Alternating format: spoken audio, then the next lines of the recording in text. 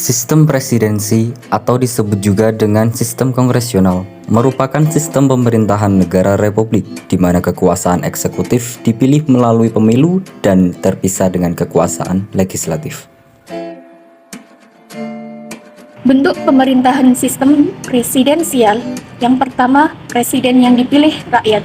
Yang kedua, presiden secara bersamaan menjabat sebagai kepala negara dan kepala pemerintah serta mengangkat pejabat-pejabat pemerintah yang terkait. Yang ketiga, presiden memiliki kewenangan legislatif oleh Undang-Undang Dasar atau konstitusi. Dalam sistem presidensial, presiden memiliki kedudukan yang relatif kuat dan tidak dapat dijatuhkan karena rendah subjektif. Seperti rendahnya dukungan politik, namun masih ada mekanisme untuk mengontrol presiden.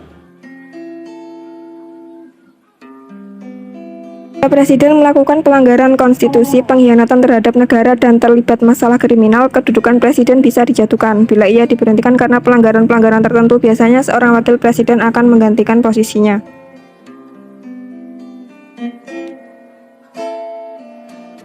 Ciri-ciri pemerintahan presidensial. Pertama, dikepalai oleh seorang presiden sebagai kepala pemerintahan sekaligus kepala negara. Kedua, kekuasaan eksekutif presiden diangkat berdasarkan demokrasi rakyat dan dipilih langsung oleh mereka atau melalui Badan Perwakilan Rakyat. Presiden memiliki hak prerogatif atau hak istimewa untuk mengangkat dan memberhentikan menteri-menteri yang memimpin departemen dan non-departemen. Menteri-menteri hanya bertanggung jawab kepada kekuasaan eksekutif, bukan kepada kekuasaan legislatif. Kekuasaan eksekutif tidak bertanggung jawab kepada kekuasaan legislatif. Kekuasaan eksekutif tidak dapat dijatuhkan oleh legislatif.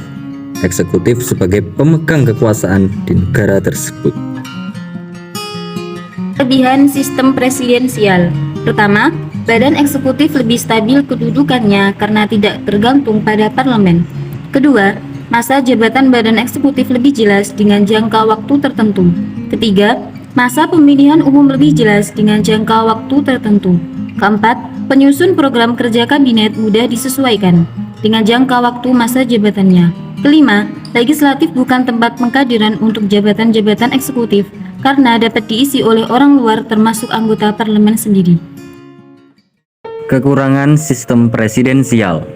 Yang pertama, kekuasaan eksekutif di luar pengawasan langsung legislatif, sehingga dapat menciptakan kekuasaan mutlak. Yang kedua, sistem pertanggungjawaban kurang jelas. Yang ketiga, pembuatan keputusan atau kebijakan publik umumnya hasil tawar-menawar antara eksekutif dan legislatif, sehingga dapat terjadi keputusan tidak tegas. Yang keempat, pembuatan keputusan memakan waktu yang lama.